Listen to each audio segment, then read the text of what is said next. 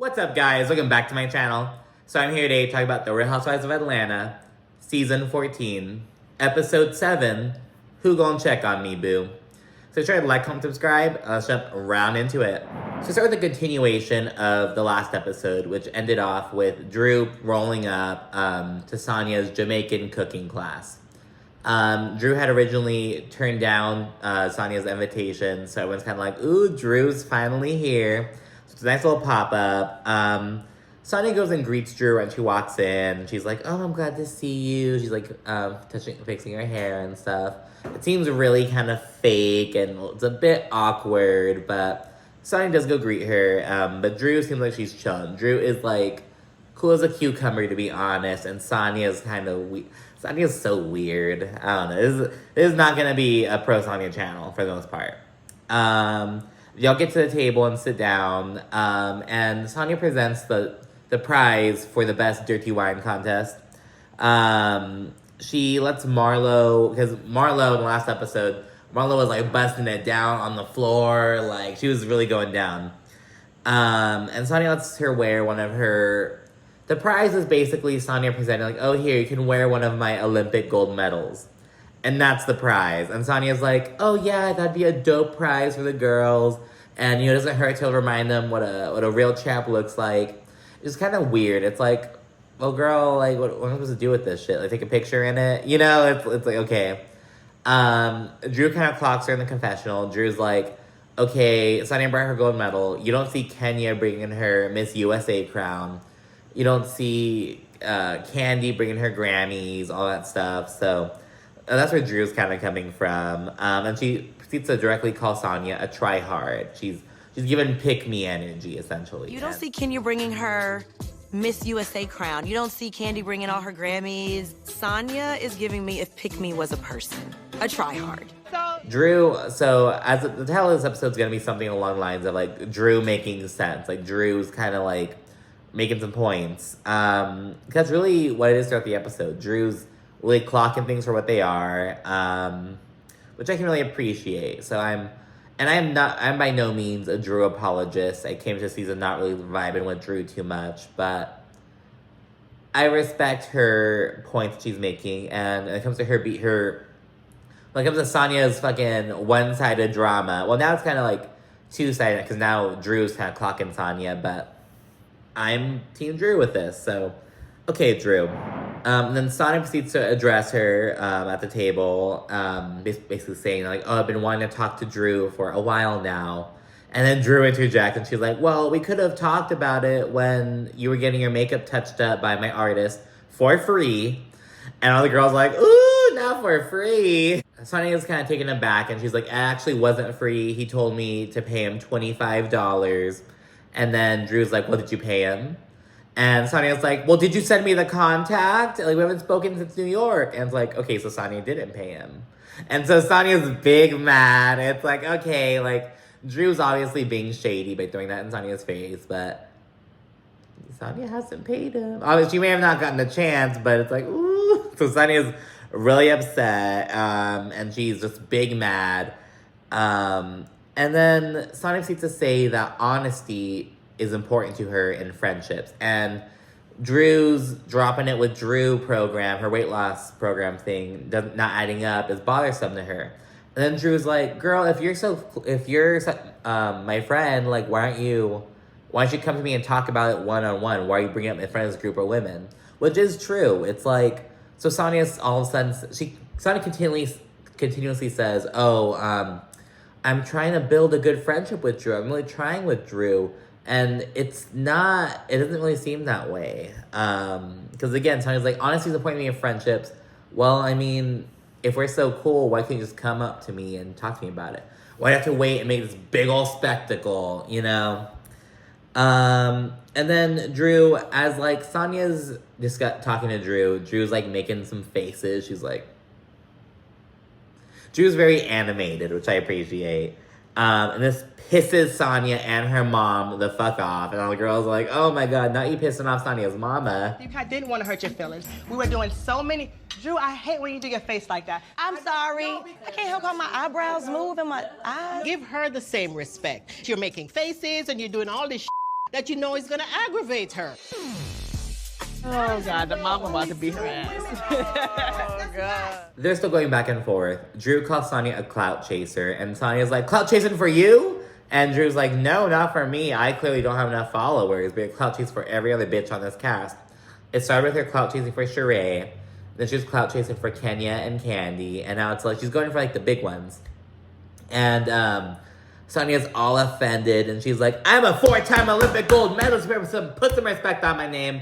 All this shit, and it's just like, that is true, Sanya, but in this realm, that, like, is, not that that doesn't matter, but it's like, this isn't a group of athletes, you know what I mean? Like, this is a group of women on the Housewives of Atlanta. Like, you could have all these accomplishments, but you're still at the bottom of the totem pole, and you are still trying to solidify your spot on a higher place by attaching yourself to someone like Kenya or Kandi or Shereé. So that's that's happening. But after Sanya makes her whole like dramatic, oh, I'm an Olympic gold medalist, all the girls are kind of like, ooh, okay. Kandi and Kenya, they both kind of like praise Sanya in the confessionals. But afterwards, all the girls, including Drew, they're like, ooh, okay. And they cheers to Sanya. I'm a 4-time Olympic gold medalist. Put some respect on my name. 4 times. Don't do that, Drew. Do not do that. Ooh, that's my kind of read, child. That's my kind of read. Girl, you better boss up on them. Boom. Mic drop, bitch. Yes. Hey, cheers. Drew's really given very much like unbothered. Like Drew, she's like, she's not looking to pick a fight with Sanya. Sanya is doing all the work in this drama, you know? So that's pretty funny. And then Drew, now she's like off the hot seat. Because after they cheers to Sanya, Drew kind of quickly de-escalates the situation. She's like, you know, girlfriends see things differently. We're all different. That's okay. We can talk things out. So Drew really de-escalates the situation. But while she's still in the hot seat, kind of, she's like, oh, so in the spirit of friendship, Kenya, did you tell Kandi about your issues with the vibrating panties? And so, so Drew's just like, okay, well, since this is a topic of conversation, bitch, how about that? And I thought that was really funny. So Kenya, she's like, okay, thank you, Drew, for dragging me into this. And then Kenya does discuss with Kandi about like how she thought it was inappropriate to bring the vibrating panties, have it turn to this game, and yada, yada, yada. Kandi is all fucking defensive, and she kind of slut-shames Kenya in the confessional a bit. She's like, oh, you were the lead in RHOA, this like film, I guess like on a 3-way or some shit. I guess Kenya was in that, and then Kandi says some shit about like, oh, we all know that Kenya be busting it down behind closed doors.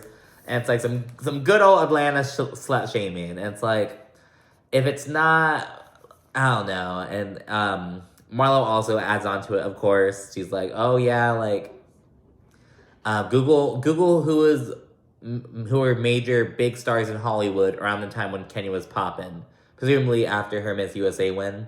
And it's like, so we're talking about Dick from like nearly 30 years ago, like 28, 29 years ago. And it's like, and it's not like, don't trade to Kenya, but it's just like, Kenya's still relevant today, but it's like, you're slut-shaming Kenya for the sexual conquest she had like 28 years ago. I don't know, I thought it was dumb. And it was like Kandi's acting, like people would slut-shame her as well. So it was Marlo, and it's like, oh my god, you girls, just, you know, chill. Shortly thereafter, the event ends, Sanya announces, she's like, well, we only have the space till 9 o'clock, so let's go ahead and head out. And it's like, ooh, Sanya's getting broke. She has no furniture in her house. She's announcing like, oh, I don't know. Obviously, each event has like parameters, but it's like, girl, you can't graciously like wind the event down. You'd be like, all right, we're getting kicked out at 9, so let's go, you know? But the event ends. Drew says that she and Sanya need to put a period on this situation. And Drew really seems like she's just like over it. She's like done with the issue. But that is not the case with Sanya, as we'll soon find out. Then we have a scene with Marlo. She's about to go speak at this women's expo out in Atlanta. She's going to share her story and kind of inspire other women, specifically in regards to foster care, and she's going to talk about her Glam It Up Foundation, which is something, it started as like an initiative in like 2011, and it grew into a nonprofit. And she's focused on helping girls in foster care. So it's essentially, she kind of gives some more detail about it while she's speaking. It's kind of like a TED Talk kind of vibe. There's a panel, if you will. Marlo shares her story. She says that she grew up with her mom, who was struggling with substance abuse, eventually found herself in the foster care system, went back and forth between like 5 different homes for a while. Just really struggled with herself, kind of feeling like finding a place of home and really feeling worth it. And so through Glam It Up, she essentially tries to give girls in foster care experiences that they wouldn't otherwise have in foster care probably. So like taking them to these like 5-star restaurants, taking them shopping at a place like Neiman Marcus, going to like the Sugar Factory, going like these, giving them like experiences in the spirit of letting them know that that they are worthy and that you can do anything you set your mind to. So it's really trying to put them into that mindset, which is pretty admirable. And yeah, she's just discussing the event, and that's basically it for that scene. And then we segue over to Sanya, who's just at home, chilling on her couch, talking to the parentals, her parents, and her sister. And she's just talking about the event. She talks about how she kind of contradicts herself a bit, because when Drew walked in, and in the confessional, Sonya's like, oh, I'm actually glad that Drew showed up. They really did want to talk to her, and they really do want to work on our friendship. But when she's talking to her fucking sister and her parents, she's like, oh, so Drew showed up. And like, oh, like kind of like, oh, Drew actually showed up. But it's like, so bitch, which is it? Is it like, are you happy that Drew showed up, or are you like dreading it? It's like, are you trying to work on this friendship or not? Like, she's just so wishy-washy. And the sister and the mom, they're kind of talking shit about Drew, and the sister brings up, she's like, she's shit talking Drew's like the game role, and she's like, she wasn't even Melanie on the game, and the mom's like, what's the game? Is all talking shit about it. Meanwhile, right after Marlo finishes talking at the Women's Expo, she and Drew jump on a FaceTime call, and they're just kind of talking shit. Marlo's continuing to shit talk Kenya for being sick and missing out on the event she did for Shereé. And she also says that Sanya is all up Kenya's ass, basically. While they're on Sanya, Drew mentioned that she's starting to side-eye Sanya a bit.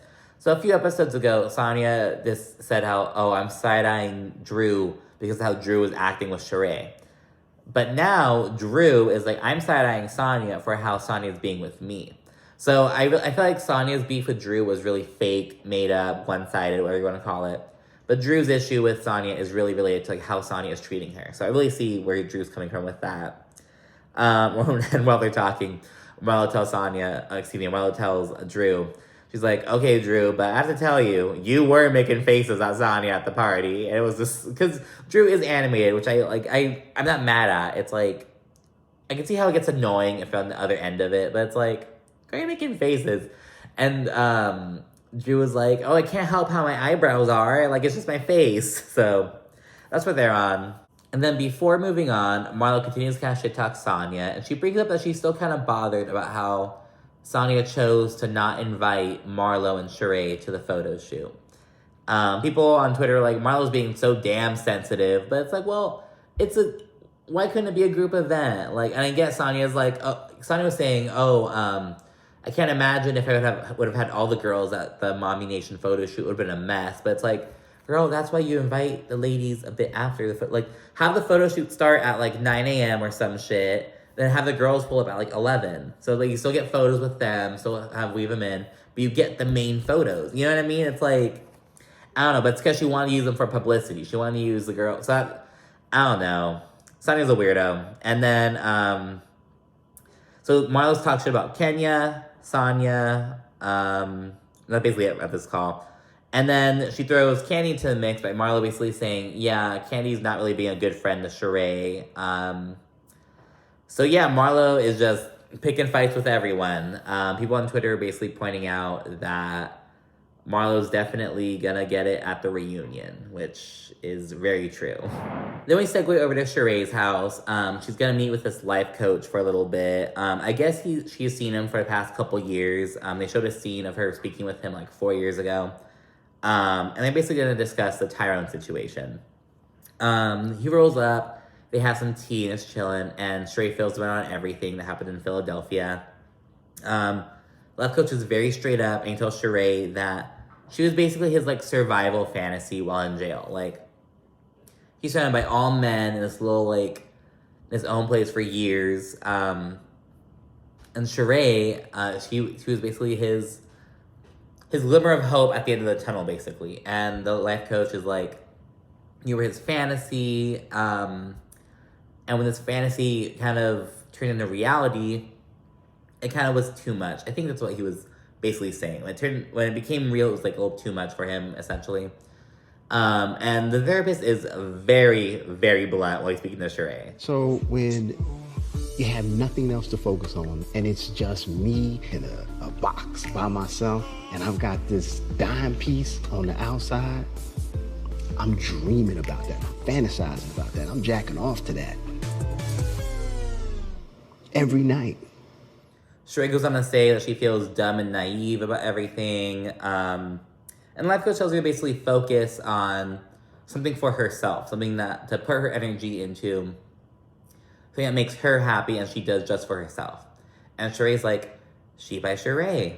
And then in the confessional, Sheree's like, I'll admit that She by Shereé has been a mess over the past couple years. And I was like, girl, you don't have to admit that. We already know. Like, I feel like we haven't like had She by Shereé like documented like through the show. It's like, girl, you don't have to admit anything at this point.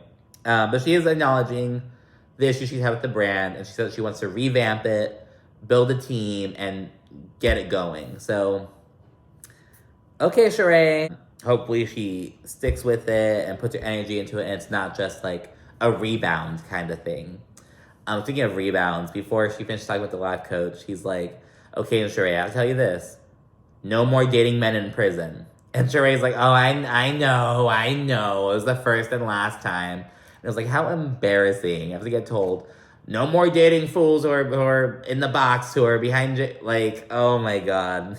Poor Shereé. Then I have a quick little scene that kind of pissed a few people off online. So we have Kandi, she's cleaning out some shit in her house, and she says that she wants to look into donating some clothes to Marlo's foundation, Glam It Up. So it's really admirable of Kandi. She's getting some stuff together. Todd kind of clocks Kandi, though, because he's like, man, no one's going to want this shit. He's like, this hasn't been in style since, like, the 80s. Like, he's been through his stuff. He's like, this is ugly. So Todd's kind of like, I don't know about this. Then Kandi calls Marlo to basically ask about the logistics. Like, how does this work? Like, do I drop it off somewhere? Does someone pick it up? And Marlo says, so she basically says that when it comes to her foundation and the girls in foster care, she doesn't want to give them hand-me-downs. She doesn't want to give them second-hand clothes because when she was in foster care, that's all she ever got. So in the spirit of giving her girls this experience and having them experience new things, she wants to give them all new clothes. Now, how Marlo was explaining it to Kandi, it wasn't that bad. It was kind of just like, okay, I don't want, like, that's not really what we do. Essentially, it was kind of like, that's not really our mission. When Marlo's in the confessional, she's a bit more nasty about it. She's like, I wouldn't show up to a Kandi Cares event with a half-eaten bag of chips. Like, what'd she think about giving me these second-hand? Like, she has a bit more of an attitude about it later on. So that being said, I don't think how Marlo said it at first, I thought it wasn't unreasonable. However, I don't think it's smart for Marlo as the face of this nonprofit organization. I don't think it's good for the brand Glam It Up for Marlo to have turned the clothes down. I think that the smart move to have done for Marlo to be like, oh, that's awesome, Kandi, thank you. I'll have one of my assistants go over and pick it up. Me and Marlo could have even gone and picked it up. They have a scene together, like talking. Even if Marlo was like in her head, just like, I'm not gonna do anything with that. Take the bag of clothes, put it in the back of your car, and have one of your assistants drop it off at like a Goodwill, a county over or some shit. You know what I mean? It's like, oh my gosh. It's, I don't know. Just, and what I'm saying is, even if Marlo knew, she was like, I'm not gonna do anything with these clothes, just take the fucking clothes and shut up. Like, take the clothes, say thank you, and just do what you will with them. And as Kenya points out later on, you know, I'm sure, or I think it was Kenya, either Kenya or Kandi, one of them, they say that, like, you know, I'm sure one of those girls in foster care would have liked something from this, and that is true. I like the heart behind what Kandi was doing, but at the same time, Kandi was just trying to get rid of some fucking clothes. You know, let's not like act like Kandi was like she was trying to get rid of some shit. She did think of Marlo though, and she did want to like give it to him, which is admirable in itself. But yeah, and again, I don't think it was a smart move for Marlo to make, and because it leads to some drama later on, as we'll see. But first, we catch up with Shereé and Kenya, who are linking up at this cute little cafe kind of thing for some brunch, some breakfast. They get these things called womlets. They're like omelets made in a waffle maker, so it seems pretty interesting. And while they're together, Kenya discusses some business issues that she's recently been having with Kenya More Hair Care. She talks about how she missed some deadlines with Walmart, like her biggest retailer, regarding like samples and packaging and stuff like that, because all of her bottles get made in China, and so because of that, there's like this everything's being pushed back because of COVID, presumably, and all this shit, just kind of like this domino effect of delays for her brand. And so Kenya's really stressing about that. She says in her confessional that she knows exactly why she's in the situation, and it's because she wasn't prioritizing her business while she was going through her personal troubles, essentially. By personal troubles, she means her shit with Mark. So she says that she kind of wasn't as hands-on, wasn't as aggressive with her business at that time as she felt she should have been. And so now she's in danger of going under, essentially. And she says this is her legacy, this is what she's doing for her daughter, and she's gonna pull through. And I believe in Kenya so hard. You know, you got this shit, girl. Kenya's probably like my favorite housewife of all time. I love Kenya. So she's doing that. More power to her. And similarly, Shereé kind of discusses some issues she's had with She by Shereé. Now, not only in terms of like, obviously it's been up and down over the years, as we talked about.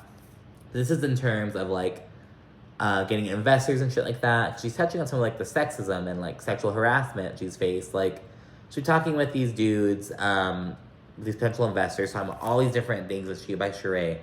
And they're like, you know, I really like you, right? And just kind of totally obliterating the professional relationship, totally just trying to go into sexual and romantic. And Sheree's like, no, I don't want to do this, and huge waste of my time. It's just frustrating. And Kenya's like, you know, well, you can find some dope women CEOs who are here and they can help you out. So it's really cool to see them talking about some of the bumps they've had with their businesses and their brands, if you will. Because same thing with Sarah Al-Madani on Dubai, which I just uploaded. She was like, yeah, I've had 15 companies over the years, you know, but some of them have failed, crashed and burned. I've been bankrupt twice. Like, you know, really being transparent in the whole scheme of things, which I really appreciate. Shortly after that, Kenya brings up all the shit Marlo was talking about her. Kenya says that she feels as though Marlo is working overtime to make her seem like a bad friend, to make her seem like a liar. And she said that Marlo is basically just a double agent. She's friendly to her face. She stays talking shit behind her back. And Kenya's just really annoyed by it. And while listening, Sheree's kind of backtracking on everything. She backtracks on, like, Marlo's comments despite...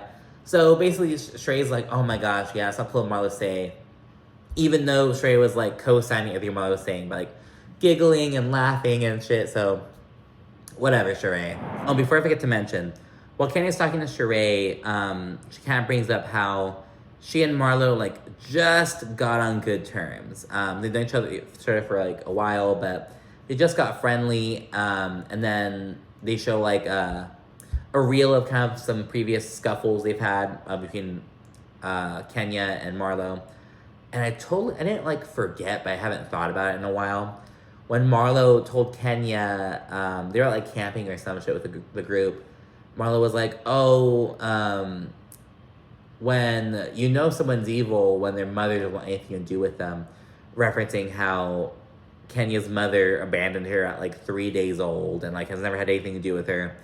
And so Marlo threw that in Kenya's face, and it's just like, oh, that's the Marlo we don't like. Like, that is just like, it's like, ugh, that gutter. And it's like, it's so weird. It's like, you can go so low with Marlo. Everyone keeps it at like, where do you get your money? You're a hoe. But it's like, you can go so low. You can get so nasty with Marlo if you really like want to. But I feel like no one's really done that. The lowest they go is like slut shaming her, which everyone fucking does in the whole cast.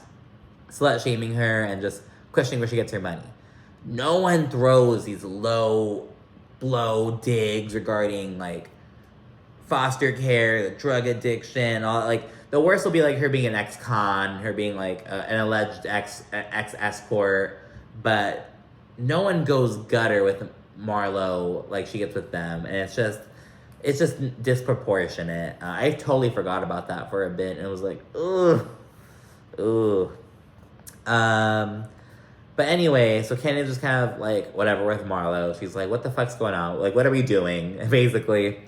But that's not where all her energy's going, because Kenny is also planning a little lunch for all the girls to get together and basically show love to Shereé.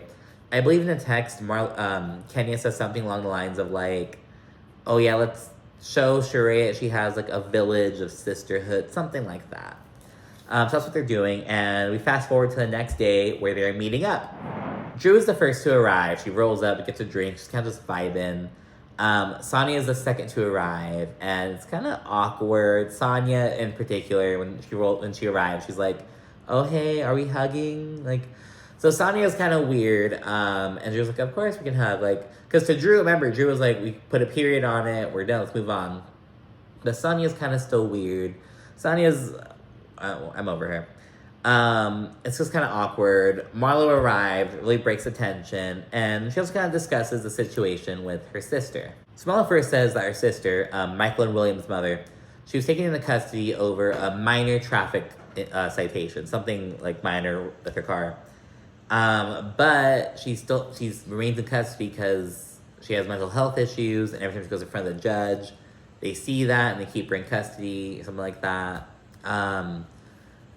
And essentially, the sister is refusing to go into inpatient care. She wants outpatient care. Like, she wants to just be let out and have to go to this once-a-week treatment. But Marlo's like, no, you need to go to rehab, girl. And that's what the judge is telling her. But because her sister is struggling with her mental health, she is declining to go to inpatient care. So...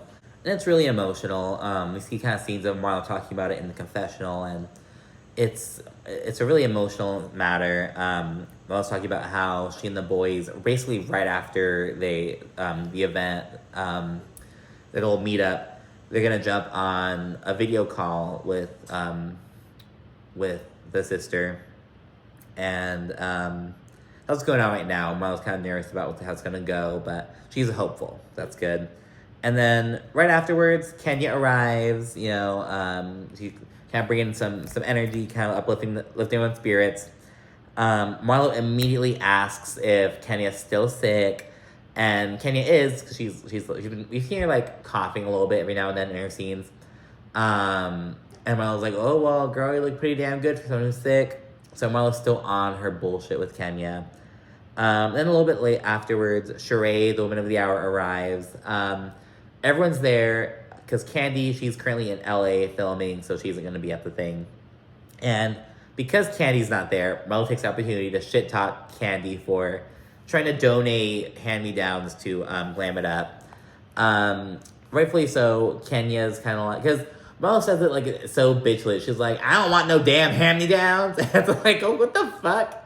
Because again, I feel like how Marlo explained it to Kandi, like, made sense. Again, the smart thing to do would have been, Marlo, just take the clothes and shut up. And just take the fucking clothes, you know? But her rationale wasn't bad, you know what I mean? It was just kind of like, that's not really what we do with Glam It Up. essentially, which is what it is. Kenya's kind of like, okay, Marlo, I grew up on hand-me-downs. You're kind of giving these girls the wrong idea to prioritize clothes and to put value on, this is brand new, Neiman Marcus, fresh off the rack. And so that's where Kenya's coming from. Marlo's saying that she's like, I used to be bullied all the time for my secondhand clothes, and it made me not really feel super good. Then Kenya's like, girl, who hasn't been bullied? Who hasn't been made fun of? Like, come on, they're clothes. That's where they're coming from. They go back and forth over basically everything. And so it starts with like the hand-me-down thing and veers into like the sick thing. They just get into it over everything. Kenya says that Marlo's comprehension is off, and Marlo retaliates with, oh girl, your wig is off. And Kenya, she owns her shit. She's like, yes, it is. I look a mess because I had to do my own hair. Because Kenya clarified on Twitter, she did her own hair and makeup that day, and so it wasn't as on point as she would have liked maybe, but she owns her shit. And Did you need mess? Your No, it's comprehension landing. is very off. No, that wig is very off. Yes, because No, that I'm trying to wig is get off. here. It's a mess. It is a goddamn mess. That damn wig. I don't know what the hell is wrong with Kenya. You have a head full of hair, you promote your hair care, and you coming in with this damn wig look like you selling Mary Kay. Hello, I got a sale today. their issue kind of really is gone with the wind after that. Marlo says that she loves Kenya. It's no hate, but Marlo wants more from Kandi. So Marlo basically said, let's everything go with Kenya for now at least. She's like, okay, I love you. It's no hate, no drama. But from Kandi, I want more from her. And Shereé co-signs and says her piece with Kandi. And it kind of gave me some clarity because in the last episode, I was really confused as to why Shereé was upset with Kandi. But now I understand that it's like, Shereé's upset that Kandi heard about her bullshit with Tyrone, heard that Tyrone stood Shereé up, but Kandi never reached out to her until she saw her in person. And so that really pissed Shereé off, and so she jumps on board with that. And so it's Team Marlo and Shereé against Kandi right now, mainly. And speaking of Team Marlo and Shereé, Sanya jumps into the conversation and basically tries to appeal to them. And she says she feels bad about not inviting Shereé and Marlo to the MommiNATION photo shoot, and she would like to make it up to them by basically inviting them to this event. I think it's in Portland, Oregon. Some event for, I don't even know what. She didn't really go into that much detail yet. And it's kind of shady because, as we know, Sanya invited Kandi and Kenya. She originally invited Drew, but she disinvited her, and Marlo and Shereé weren't mixed at all. So now Sanya's appealing to Marlo and Shereé, but she's still kind of leaving Drew out. And so Sanya, she's really kissing Marlo and Shereé's ass. Drew jumps in the conversation. She's like, okay, well, how about the people who were uninvited? Like, how are the ones who are invited and then uninvited? And then Sanya's like, girl, we still have our issues. Like, let's not get into it. And it's like, I thought you put that shit to bed. Again, this is a more one-sided beef from Sanya. Like, I'm telling you, Drew was, like, cool as a cucumber, like, up until, like, this meetup. Like, Drew was so cool with Sanya, just, like, not really starting shit. So it's really awkward. You really see that Sanya's still big mad at Drew for some goddamn weird reason. Drew starts defending herself, like going off on Sanya, and she really pisses Sanya off by basically talking over her. Sanya brings up the makeup artist thing. She says that, oh, how dare you bring that up and try to make it seem like I don't pay my bills, because I pay my bills. And Drew's like, you don't though, Sanya. And it's like, Drew's not wrong. You didn't pay the makeup artist yet. Yes, you may have not paid him because you didn't have his contact information. Girl, you didn't have $25 on you? It was only $25. You have $25 on you? I don't know, but it's like, girl, you're not wrong. You haven't paid the person yet. And Sanya's a big mad at this, rightfully so. I understand why Sanya's mad. But it's like, it's the truth, technically. So anyway, Drew, she's really pissed off. It's getting really loud and heated. Drew says Sanya is going from 0 to 20 million for no fucking reason, and it's very on point. She calls Sanya unstable, And Kenya's trying to put some distance between them by, like, dragging Drew's chair, like, away from Sanya. Like, girl, get away from her. Like, let me separate these two. 0 to 2,000. You're unstable. Bro, let's go. Bro, go where? Bro, let's where do go. you want to go? Where I'm do gonna you come wanna over. go? That's why I stopped talking earlier. Let's I not do don't that. like it. Let's not do I that. don't like it. Like, say what Stop you mean and faking, mean what bro. you say. How do you go How from am I smiling? unstable? Because How you am I went from unstable? 0 to 20 million for no reason. You're the one who's unstable. I told her about the trip a while back before, and I said I was gonna. I'm not gonna tell you nothing because you whack, bro. You need to stop being phony. Drew's making some points. Sanya is really incapable of really saying anything. I feel like, so I don't think Sanya is dumb. I don't think she's quick with, like, because I feel like Sanya just gets mad. Like, Sanya can't really do the banter and go back and forth. From so far I've seen, Sanya just gets mad and gets loud and starts, like, hitting the table. I feel like Sanya can't, she's not really quick-witted, is what I'm saying. But yeah, so Drew, they went back and forth. Sanya is just like, oh, Drew's so whack. Drew's so whack. And at one point, Sanya calls Drew a phony, and Drew's like, you're the phony. And Sanya's like, I'm not phony. I'm being Sanya. I'm being 100% me. And it's like, so you're being a phony. Shortly thereafter, oh, and by the way, while Drew was arguing the entire time, her nipples were showing. And so they pointed out, and Drew's like, these are my new titties. That's fine. They're my new nipples. But so Drew leaves. Kenya goes after her to kind of talk to her. And meanwhile, again, Sanya is just, all she can say is, Drew's so whack. Drew's whack. That's all she can, like, mutter out, basically. And then in her confessional, Sanya does a nasty jab at Drew. She says, like, oh, Drew needs to work on her communication. I don't know if because she's always getting gaslit by Ralph, but she's a poor communicator. And it's like, what is her issues? Like, what are her issues with her husband have to do with her, like, I didn't like that of Sanya. It's like, because in one breath, she's like, oh, yeah, I want to have a good friendship with Drew. I want to do this. And she's like, throwing all these, like, these one-sided beef jabs. And it's like, ugh. But anyway, Kenya proceeds to catch up with Drew, and they start talking. And Kenya basically tells Drew about what pissed Sanya off. Drew's like, Kenya's like, girl, you won't let her speak. You keep interjecting and talking over her.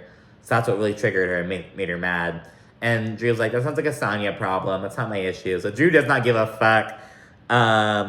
Kenya says that she thinks that Drew and Sanya can still work out their issues, but Drew really is not with it. Drew does not care, and I am feeling Drew. And Drew's like, girl, this is the last time you uninvite me somewhere. But so that's what happens, and the lunch ends shortly thereafter. And the last scene is Marlo and her nephews, and they're about to talk to Marlo's sister from behind bars. So basically, the sister has a call with her attorney scheduled, and they're going to do the video chat like during that call, I guess. It does not go according to plan. Marlo shares that her sister was immediately cussing Marlo out, blaming Marlo for the fact that she's in jail, doing all this shit. Marlo says that her sister's not being herself. She evidently, like, threw a chair at the monitor, and she just wouldn't go back out to speak with them.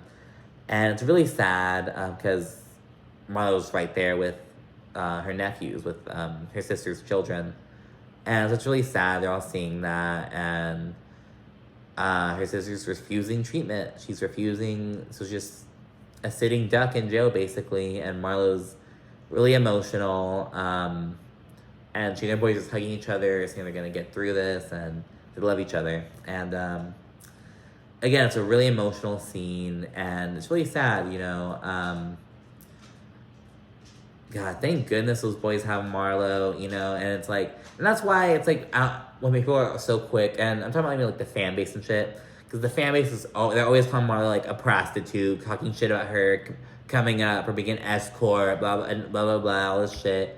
And it's like, even if that is true, it's like, do you want Marlo to have not done that shit and just stay, like, in the fucking St. Petersburg projects and not be able to, like, have this life and show her nephews this? I don't know. It's, like, it just feels so anti. Like, I don't know. Like, I don't know.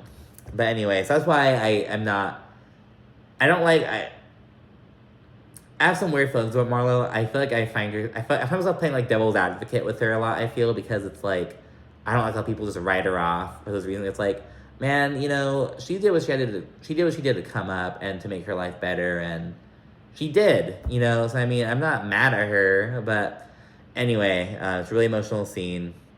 And while I'm also talking about Marlo, I should also speak on. So people are really upset with her because last episode, all her slut shaming got Kenya and Kandi. This episode, her talking shit about the hand-me-downs. So a lot of people are like, revoke Marlo's peach, blah, blah, blah, blah, blah, blah. And it's like, you know, Marlo's testing the waters. Now, Marlo is going to get her ass chewed out at the fucking reunion. And rightfully so, and I hope Kenya and Kandi eat her the fuck up. That is going to happen. I'm not going to call for her to get her peach revoked, but you know what I mean? It'd be kind of dumb at this point. But anyway, that was the episode. Like, comment, subscribe, tell me what you thought, and be sure to stay tuned for new episodes. All right, thanks. Bye.